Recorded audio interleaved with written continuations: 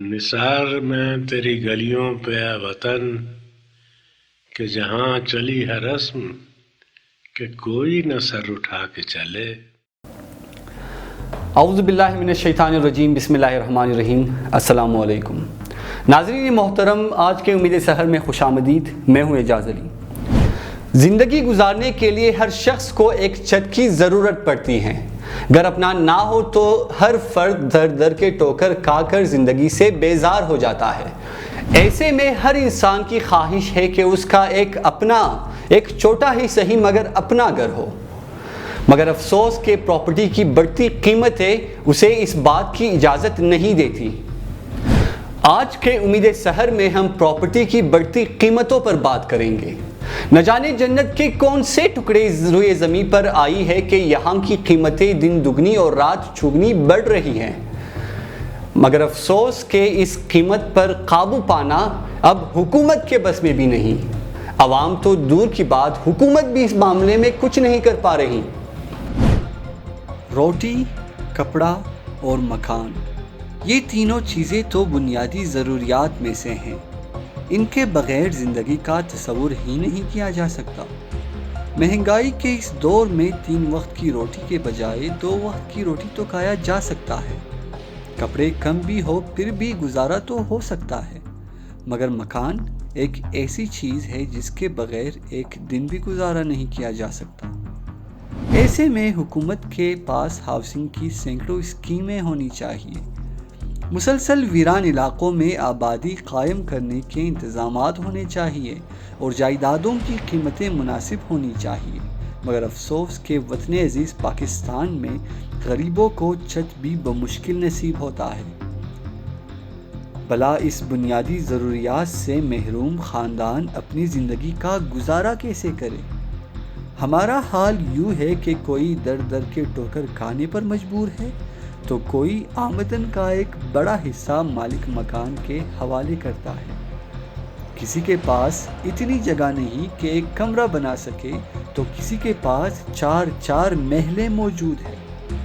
کہیں زمین ویران ہے تو کہیں لوگوں کو مجبوراً اپنے مکانات پہاڑوں پر بنانے پڑے ہیں۔ آخر ان چیزوں پر کون قابو پائے؟ کہاں سے آغاز کیا جائے؟ مگر ان سب سے بڑا سوال یہ ہے کہ اگر یہی سلسلہ جاری رہا تو غریب عوام کا کیا ہوگا؟ ایک ہی رقبے کی زمین ملک کے مختلف شہروں میں مختلف قیمتیں رکھتے ہیں۔ ان کی قیمت مختلف سہولیات کو مد نظر رکھ کر طے کیا جاتا ہے۔ مثال کے طور پر کسی جگہ کی صفائی، پانی، بجلی، ہسپتال، تعلیمی ادارے اور دیگر ضروریات زندگی۔ ہم نے مختلف شہروں کے لوگوں سے وہاں کی جائیدادوں کے بارے میں بات کی اور سہولیات و مسائل کے ساتھ ساتھ ان زمینوں کی قیمتیں بھی پوچھی، جن کے نتائج آپ کے سامنے پیش کیا جا رہا ہے۔ ہمارے ریسرچ کے مطابق سندھ کے دارالحکومت کراچی کے عوام رہائشی علاقوں میں زمین کی کم از کم قیمت 35 لاکھ جبکہ زیادہ سے زیادہ قیمت 1 کروڑ روپے دیتے ہیں۔ پنجاب کے دارالحکومت لاہور میں انہی زمینوں کی قیمت 50 لاکھ سے شروع ہوتی ہے اور ان کی زیادہ سے زیادہ قیمت 1 کروڑ 20 لاکھ تک ہے۔ اگر ملک کے دارالحکومت اسلام آباد کی بات کی جائے تو وہاں کی زمین کی کم از کم قیمت 60 لاکھ جبکہ زیادہ سے زیادہ قیمت 2.5 کروڑ تک ہے۔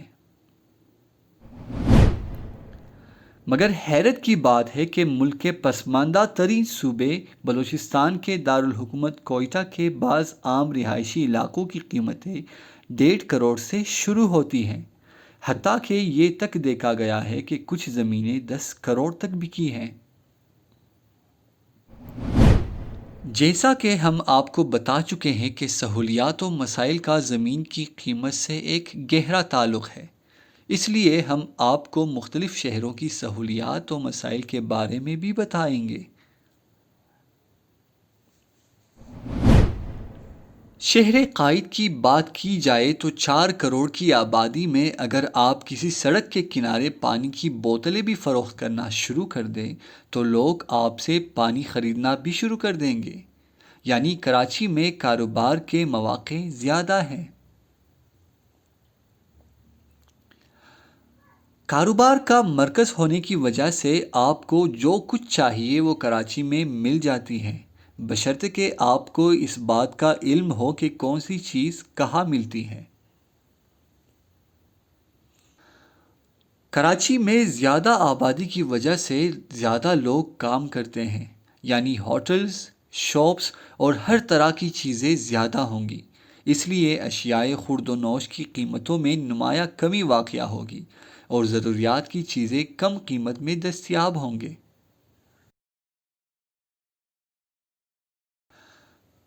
اس بات سے ہم بخوبی واقف ہے کہ ملک بھر سے لوگوں کی بڑی تعداد علاج معالجے کے لیے کراچی کا رخ کرتے ہیں، کیونکہ وہاں صحت کی سہولیات بعض دیگر شہروں کی نسبت بہتر ہیں۔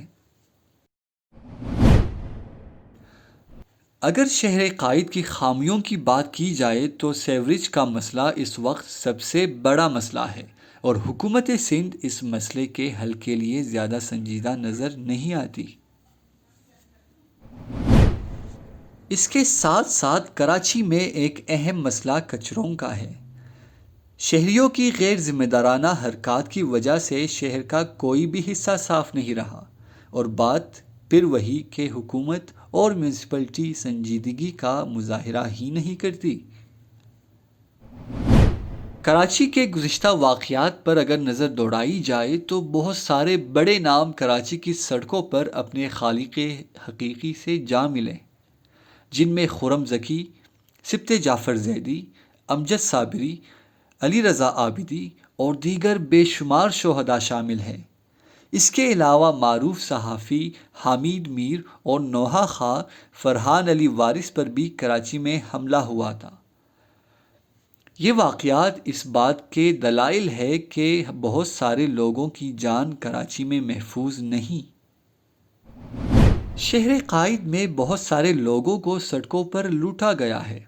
کراچی اسٹریٹ کرائمز کی وجہ سے بھی ملک بھر میں شہرت رکھتی ہے، جہاں عوام کو مال کا تحفظ حاصل ہی نہیں ہے، اسی لیے وہاں زندگی گزارنا بہت سارے لوگوں کے لیے دشوار ہے۔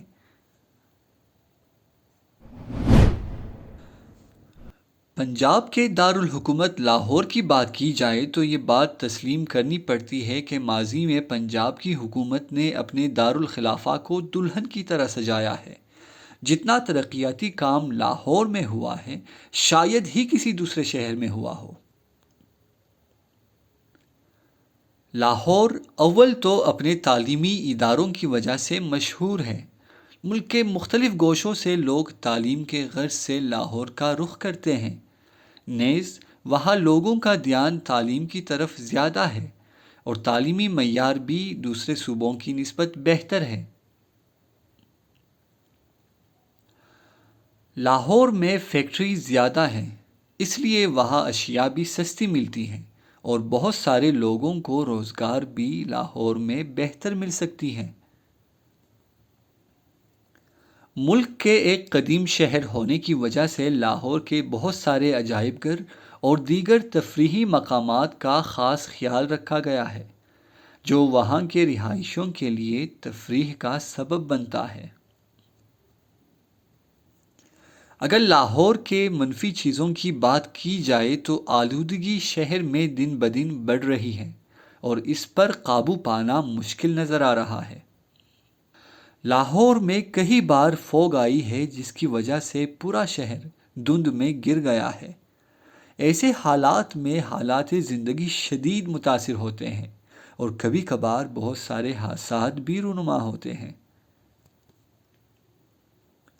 لاہور کے گرد و نواح میں بہت سارے جرائم کے واقعات ہوئے ہیں جو شہر میں زندگی کو متاثر کر چکی ہیں۔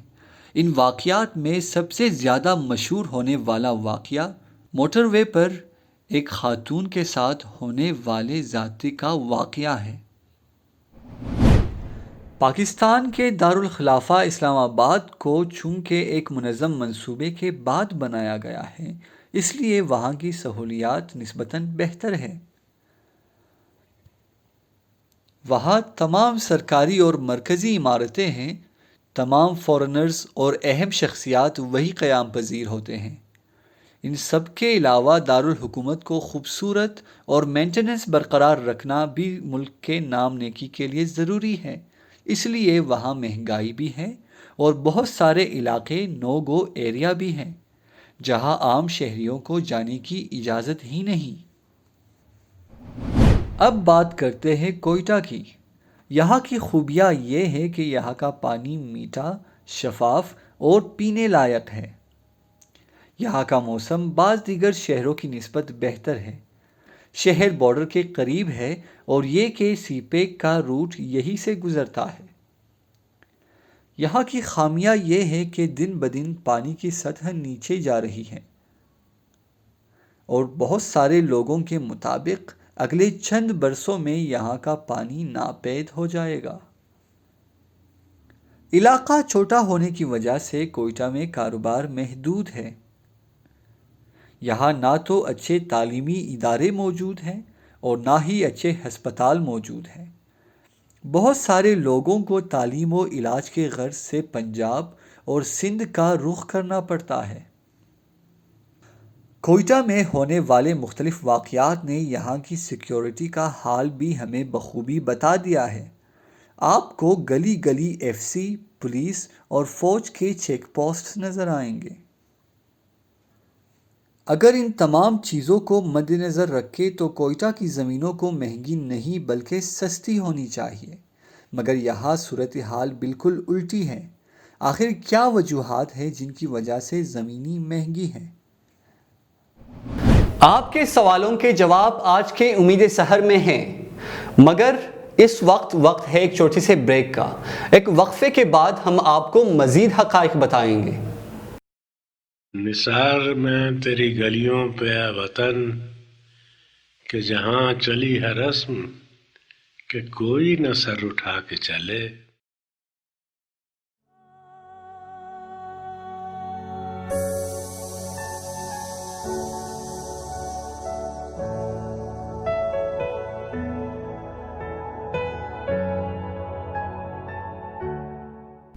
نوجوان قوم کا اثاثہ ہے اور یہی نوجوان جب محنت سے کامیابی حاصل کر لے تو اپنے جیسے کئی نوجوان بلکہ آنے والے نسلوں کے لیے مشعل راہ ثابت ہوتے ہیں۔ اس پروگرام میں ہم آپ کو ملاقات کرائیں گے ایسے ہی شخصیات سے جن سے ہم جانیں گے ان کے کامیابی کے سفر کا راز۔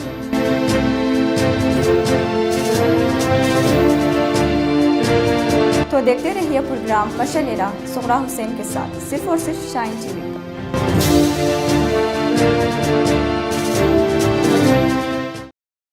نثار میں تیری گلیوں پہ اے وطن کہ جہاں چلی ہے رسم کہ کوئی نہ سر اٹھا کے چلے۔ Welcome back. امید سحر میں ایک بار پھر خوش آمدید۔ اس وقت بات ہو رہی ہے کوئٹہ کی زمین کی بڑھتی ہوئی قیمتوں کے بارے میں۔ اس بارے میں مزید جاننے کے لیے ہم نے مختلف پراپرٹی ڈیلر سے رابطہ کیا اور ان سے کچھ سوالات پوچھے جو آپ سب کے سامنے پیش کیا جا رہا ہے۔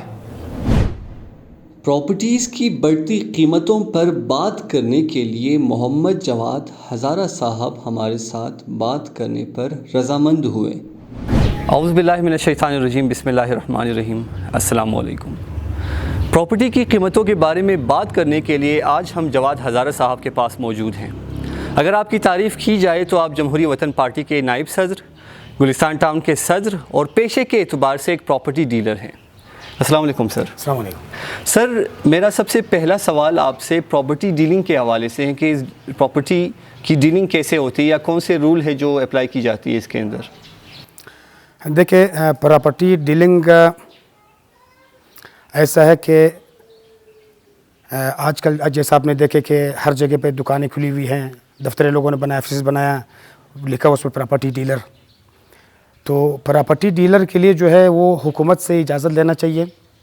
حکومت باقاعدہ ان کو لائسنس ایشو کرتے ہیں लोकल गवर्नमेंट। फिर जो ये लोग बिज़नेस करते हैं उस एतबार से गवर्नमेंट को टैक्स भी देते हैं कि हमने इतना बिज़नेस किया और इसका ये टैक्स है, बाकायदा रजिस्टर होते हैं वो। बहुत सारे प्रॉपर्टी डीलर जो है वो रजिस्टर्ड नहीं है इस वक्त पाकिस्तान में, क्योंकि कई बार जो है हमने लोगों को भेजा लोकल गवर्नमेंट की तरफ, वो कहते हैं कि हमारे एडमिनिस्ट्रेटर ने फ़िलहाल जो है इसको बंद कर दिया है लाइसेंस देना। तो लाइसेंस देना चाहिए और ये कानूनी काम है, इसको करना चाहिए। रहा ये कि आपको आपकी जायदाद का कीमत अगर मालूम नहीं है, आप बेचना चाहेंगे उसको, अगर आप ख़ुद बेचने के लिए आप निकलेंगे किसी आम बंदे से, तो शायद वो आपका वो प्रॉपर्टी जो है औने पौने ख़रीद ले। अगर आप प्रॉपर्टी डीलर के पास जाएंगे कि भाई मेरे पास ये मकान है या ये दुकान है या ये ज़मीन है, इसको मैं बेचना चाहूँगा, तो वो आकर चेक कर लेगा। अगर मकान है तो देख लेगा भाई कि कितना पुराना है, कितना नया है, इसमें क्या नुक्स है, क्या है क्या नहीं है, तो उसमें वो एसेस कर लेगा कि भाई इस प्रॉपर्टी का कीमत जो है इतना होना चाहिए। तो कम से कम मतलब नहीं आपको जो है कीमत मतलब मुनासिब मिलेगा और सही कीमत मिलेगा। अगर आप ओपन मार्केट में बेचना चाहेंगे, या तो आपका प्रॉपर्टी बहुत ही महंगा बिकेगा या तो फिर बहुत ही सस्ता बिकेगा। सही कीमत पे बेचने के लिए वो प्रॉपर्टी डीलर से जो है रुजू करना पड़ेगा आपको। हम सब अक्सर व बेशतर यही सोचते हैं कि प्रॉपर्टीज़ की कीमत दिन ब दिन बढ़ रही है, तो हुकूमत इस मामले में कुछ कर क्यों नहीं रही। और ये सवाल भी हम सब के जहनों में ज़रूर आया होगा कि क्या हुकूमत ने इन ज़मीनों की कीमतें तय की ही नहीं हैं। तो इसकी एक सही कीमत अगर हम देखें तो क्या ये गवर्नमेंट की तरफ से तय शुदा है या लोग खुद तय करते हैं? नहीं, गवर्नमेंट जो कीमत तय करते हैं। सपोज़ गुलिस्तान टाउन में एक ज़माने में गवर्नमेंट ने तय किया था कि यहाँ पे फिट 1400 रुपये हैं। गवर्नमेंट ने 1400 रुपये का उन्होंने रेट रखा था, लेकिन यहाँ पे जो है 1100 का चल रहा था, यानी गवर्नमेंट के रेट से बहुत कम जा रहा था ना जी। हाँ, और मतलब यानी आजकल में जो गवर्नमेंट ने रेट फिक्स किया उससे मतलब यानी रेट जो है जो इस वक्त बिक रहे हैं वो ऊपर है। वो मतलब प्रॉपर्टी डीलर ही मतलब उसको देख लेते हैं, क्योंकि मार्केट में अगर मंदी हो तो कीमत कम होगा। अमूमन मतलब प्रॉपर्टी के लिए मार्केट इसका मंदी कभी नहीं होता है, प्रॉपर्टी हमेशा उरूज पे होता है।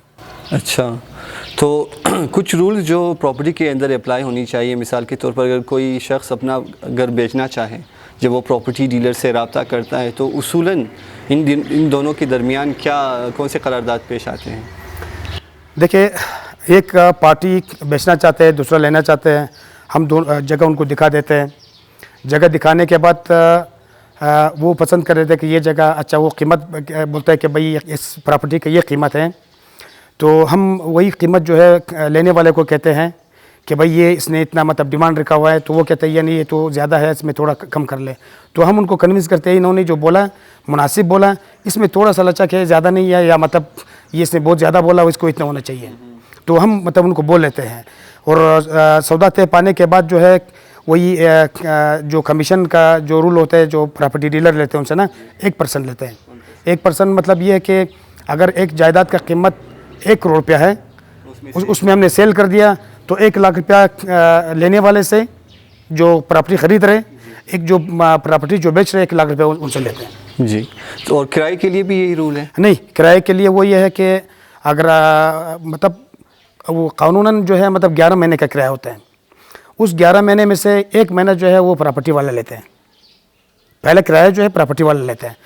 उसमें ये होता है कि ये मालिक की जायदाद जो है आधा किराया वो देते हैं, आधा किराया ही देते हैं। उनका आपस में जो चलता है, लेकिन इनका ये अलग मामला है इन दोनों का। अच्छा, और गिरवी के लिए भी यही? गिरवी के लिए है कि अगर आपने कोई मकान, दुकान या कोई जगह अपनी गिरवी पे लिया 50 लाख रुपए का, तो वो बिल्कुल जैसा आपने ख़रीद लिया उसी तरह होता है।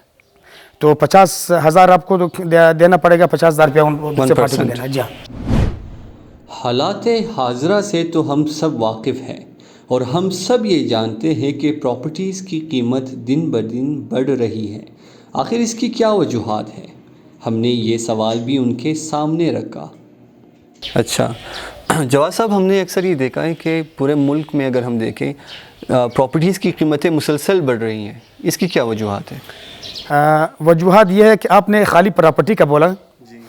پاکستان میں میرے خیال میں، کیونکہ میرا تعلق ایک سیاسی پارٹی سے بھی ہے اور میں اس کو چھپاؤں گا نہیں، بالکل ڈروں گا بھی نہیں کسی سے، بولوں گا پاکستان میں ایسی کیا چیز ہے جو جس قیمت مستحکم ہے یا مطلب کم ہوتا جاتا ہے؟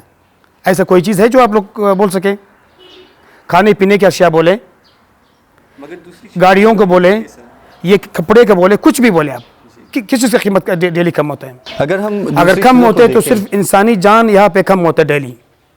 انسانی جان کی قیمت یہاں پہ نہیں ہے، باقی ہر چیز کی قیمت ڈبل ہوتا ہے. ابھی دیکھیں اس حکومت نے جو آیا ہوا ہے تحریک انصاف کی حکومت، جب اس وقت چل رہے ہیں، جب یہ انہوں نے یہ چارج لیا حکومت کا، ڈالر کتنے میں تھا؟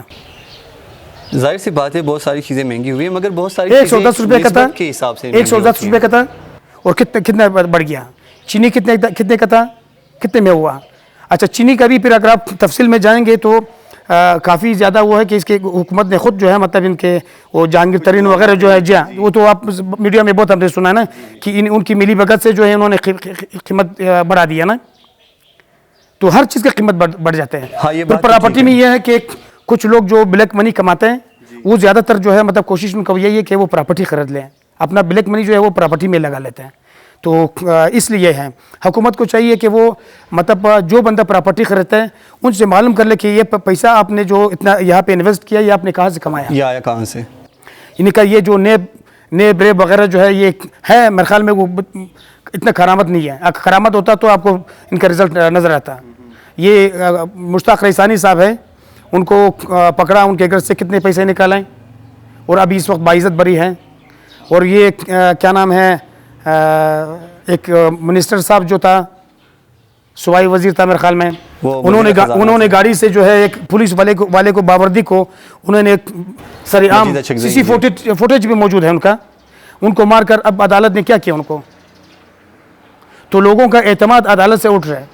لوگ تو عدالت جاتے ہیں اسی لیے تاکہ اس کو انصاف ملے نا. اب اگر عدالت انصاف نہ دے تو لوگ کہاں جائیں گے؟ صحیح بات ہے. مگر پراپرٹی جس ریشو سے دوسری چیزیں بڑھ رہی ہے، پراپرٹی تو اس کا ریشو بہت زیادہ ہے. دیکھیں آبادی بڑھ رہے، ڈیلی آبادی جتنے بڑھے گے تو یقیناً جو ہے، اب میں مثال دوں گا آپ کو کہ میرے والد کے پاس جو مکان تھا وہ 2700 فٹ کا تھا، علمدار روڈ ناصر آباد پہ ہم رہتے تھے. تو وہاں پہ ہم 4 بھائی اور 2 بہن، بہنوں کا شادی ہوا وہ تو چلے گئے اپنے گھر.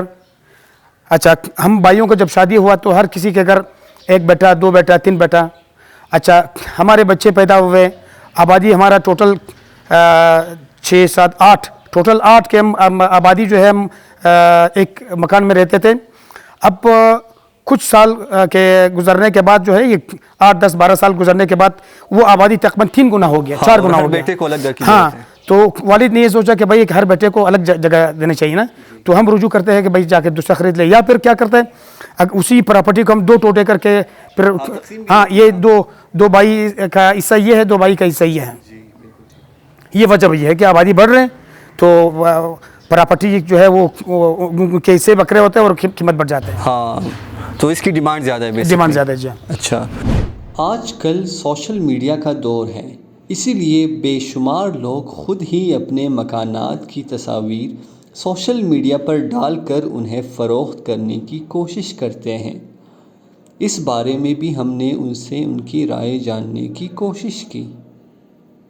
اگلا سوال ہم آپ سے یہ پوچھنا چاہیں گے کہ اکثر و بیشتر ہم سوشل میڈیا پر دیکھتے ہیں کہ لوگ خود ہی اپنی پراپرٹیز کی تصویریں لے کر وہ سوشل میڈیا پر ڈال کر یہ کہہ دیتے ہیں کہ مجھے کسی کرایہ دار کی ضرورت ہے، یا مثلاً اگر کسی کو بیچنا ہو تو وہ خود ہی ڈال دیتے ہیں. آپ اس بارے میں کیا کہیں گے؟ یہ اچھی بات ہے، اس میں کوئی وہ نہیں کہ میں بولوں کہ بھائی یہ نہیں ہونا چاہیے، یہ ہونا چاہیے.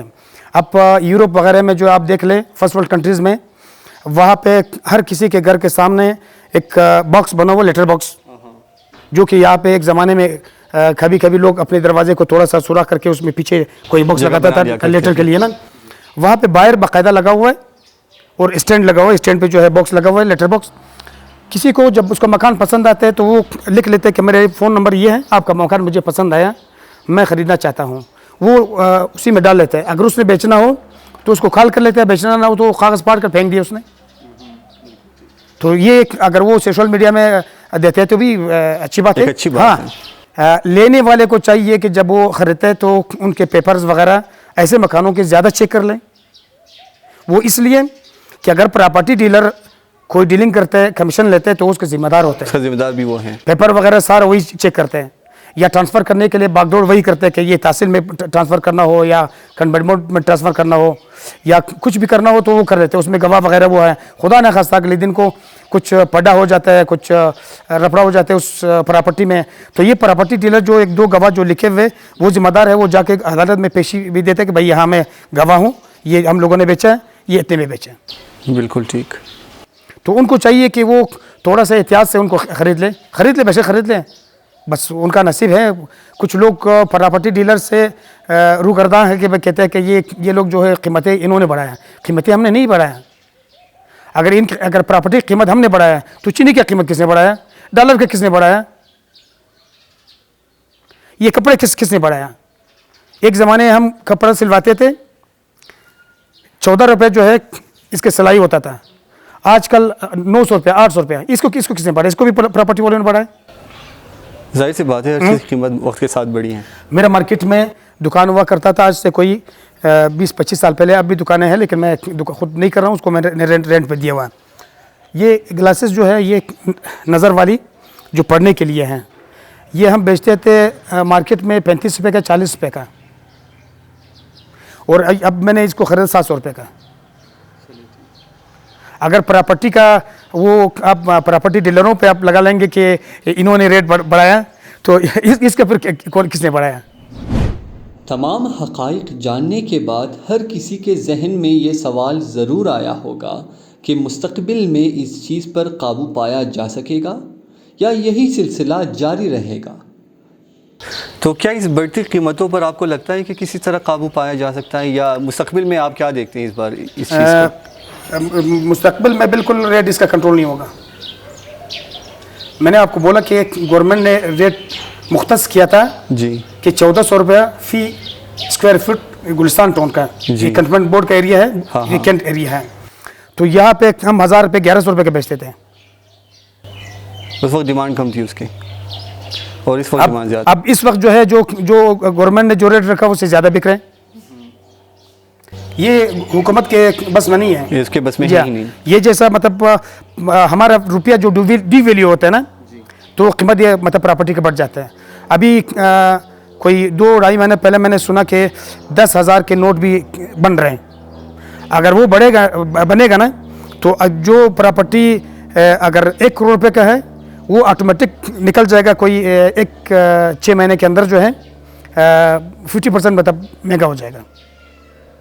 اب سونا دیکھیں, سونا بڑھ رہے ہیں, اور آپ کا یہ سب کچھ بڑھ رہا ہے, ڈالر بڑھ رہے ہیں, سونا بڑھ رہے ہیں, تو پراپرٹی ہی بڑھے گا. اور لوگوں کے پاس جو جن کے پاس ایک مکان ہے جو خود رہتا ہے وہ تو یقیناً ان کا وائٹ منی ہی ہوگا. جن کے پاس بہت سارے جائیداد ہیں, اگر وہ سرکاری ملازم ہے تو اس سے پوچھا جائے کہ بھائی آپ نے یہ آپ کا تنخواہ یہ ہے, آپ نے کدھر سے 40,000 میں اتنی محلے کیسے بنائے آپ نے؟ ابھی سوشل میڈیا پہ بھی آ رہے, باقی میڈیا پہ بھی آ رہا ہے کہ کوئی آرمی کا کوئی بندہ ہے جو آسٹریلیا میں معلوم نے کتنا زمینیں خریدا ہے, تو ان سے پوچھا چاہیے. ہم آرمی سے اپیل کرتے ہیں, ہم نیب ریب سے اپیل کرتے ہیں کہ ان سے پوچھ لیں کہ بھائی اتنا جائیداد آپ نے پاکستان سے باہر جا کے انویسٹ کیا, پیسہ یہ پیسہ کہاں سے لیا, کہاں سے آیا. بالکل ٹھیک. اگر میں نے بزنس کیا تو مجھ سے پوچھا جائے کہ آپ نے بزنس کیا, آپ ٹیکس دیتے نہیں دیتے؟ ہم ٹیکس دیتے ہیں. اگر ہم ایک ماچس بھی خریدتے ہیں تو اس پہ کتنا ٹیکس ہوتا ہے؟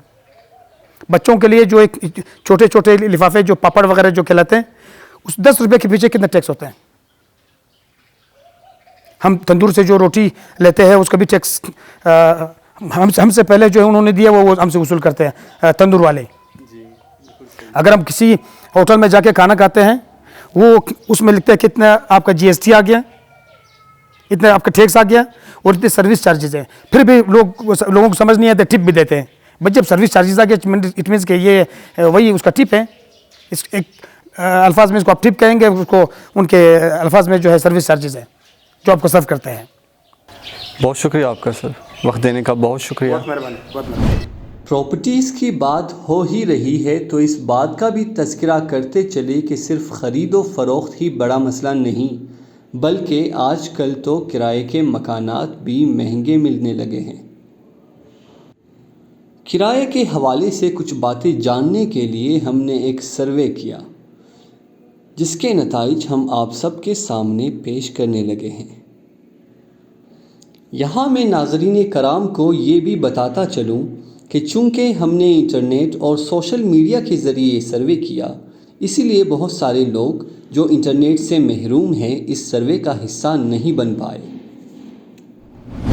हमारा पहला सवाल ये था कि क्या आपका अपना ज़ाती मकान है, जिस पर 50% लोगों ने हाँ जबकि 50% लोगों ने नहीं में जवाब दिया। इसका मतलब ये है कि आज भी हमारे माशरे में बहुत सारे ऐसे लोग हैं जो अपने ज़ाती मकान से महरूम हैं। इस दौर की महंगाई से तो हम सब वाकिफ़ हैं। ऐसे दौर में अगर 15,000 से ज़्यादा रुपए हम किराएदार को दें तो एक गरीब शख्स के लिए ज़िंदगी बसर करना बहुत ही मुश्किल हो जाता है। इसीलिए हमारा अगला सवाल ये था कि क्या आपके घर का किराया 15,000 से कम है। इस पर 33.3% लोगों ने हाँ में जबकि 66.7% लोगों ने जी नहीं में जवाब दिया। घर के अफराद जितने ज़्यादा होंगे उनके अखराजात भी उतने ही ज़्यादा होंगे। मिसाल के तौर पर अगर आपके 2 बच्चे हैं तो उनके स्कूल का ख़र्चा और तमाम दीगर अखराजात आप पर होंगे। इसीलिए हमारा अगला सवाल ये था कि क्या आपकी फ़ैमिली 5 अफराद से ज़्यादा है। इस पर 64.3% लोगों ने जी हाँ जबकि 35.7% लोगों ने जी नहीं में जवाब दिया। आजकल हमने ऐसे भी देखा है कि शादी के बाद कुछ भाई एक साथ रहते हैं। इसीलिए हमने अगला सवाल ये किया कि क्या आपके घर में एक से ज़्यादा फैमिलीज़ रहते हैं, जिस पर 50% लोगों ने जी हाँ जबकि 50% लोगों ने जी नहीं में जवाब दिया। कम से कम 15,000 किराया देने वालों के लिए कम से कम तनख्वाह 30,000 तो ज़रूर होनी चाहिए। इसीलिए हमारा अगला सवाल ये था कि क्या आपकी कुल आमदन 30,000 से ज़्यादा है। इस पर 28.6% लोगों ने जी नहीं जबकि 71.4% लोगों ने जी हाँ में जवाब दिया। इस सर्वे में हमने अगला सवाल ये पूछा कि आपकी कुल आमदन का कितना हिस्सा किराए पर खर्च होता है, जिस पर 66.7% लोगों ने कहा 20% से ज़्यादा जबकि 33.3% लोगों ने कहा 20% से कम। इससे आप बखूबी अंदाज़ा लगा सकते हैं कि लोगों के कुल आमदन का एक बहुत बड़ा हिस्सा किराए पर खर्च होता है।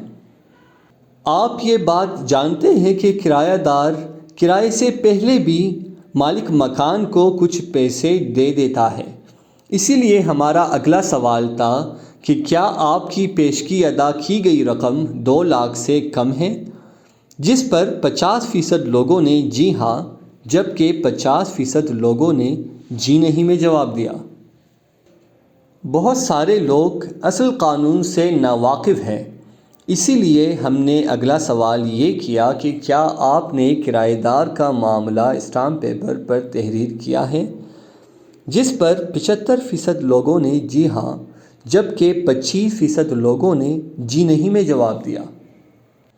हमारा अगला सवाल फ़कत शादीशुदा जोड़ों के लिए था और सवाल ये था कि क्या आप अपने वालिदैन के साथ रहते हैं, जिस पर 71.4% लोगों ने जी हाँ जबकि 28.6% लोगों ने जी नहीं में जवाब दिया। और हमारा आखिरी सवाल ये था कि क्या आप मौजूदा किराए से मुतमईन हैं, जिस पर 33.3% लोगों ने जी हाँ جبکہ 66.7% لوگوں نے جی نہیں میں جواب دیا۔ امید سحر کی پوری کوشش ہے کہ ہم اس خطے کے عوام میں شعور اور آگہی پھیلائیں۔ اللہ کی بارگاہ میں دعا ہے کہ ہماری اس مختصر کوشش کو اپنی بارگاہ میں تبدیلی کی ایک راہ قرار دیں۔ اپنے میزبان کو دیجیے اجازت، اگلے ہفتے ایک اور مسئلے کے ساتھ آپ سب کے سامنے حاضر ہوں گے۔ تب تک اپنا خیال رکھیے، اللہ حافظ۔ نثار میں تیری گلیوں پہ اے وطن، کہ جہاں چلی ہے رسم کہ کوئی نہ سر اٹھا کے چلے۔